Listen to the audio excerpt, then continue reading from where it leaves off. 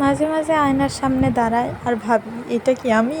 যে আমিটা আগে কিছুই পারতাম না, সে আমি এখন কত কিছু পারি।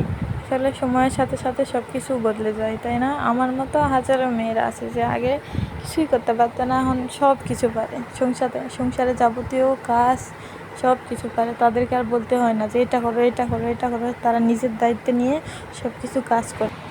আমার তো এখনও মনে আছে যে আমি প্রথমবার যখন রান্না করি, তখন এখন কোচিং থেকে ফিরে এখন মাকে বলতেছি, মা একটা ডিম ভাজি করে দাও, আমি ভাত খাবো। মা এখন বলতেছে, তোমার ডিম তুমি একা একা ভেজে খাও। তো আমি তো চুলায় রান্না করতে গেছি, রান্না করতে যেয়ে তেল না দিয়ে ডিম দিয়ে দিছি। এই যে ডিমের অবস্থা খারাপ। মা এখন ডাক দিচ্ছি, মা এখন বলতেছে, এটা কি কোনো কথা? ডিম কি এমন করে ভাজি করে? পরে কি হলো, মা আবার ডিম ভাজি দিল, ভাজি করে তোরে দিয়ে কোনো কাজ হবে না। আর এখন সেই মা এখন বলে, আমার মেয়ে কত কাজ করতে শিখে গেছে, এখন আর হাত ধরে ধরে শেখাতে হয় না, সে নিজে নিজেই সব কিছু করে।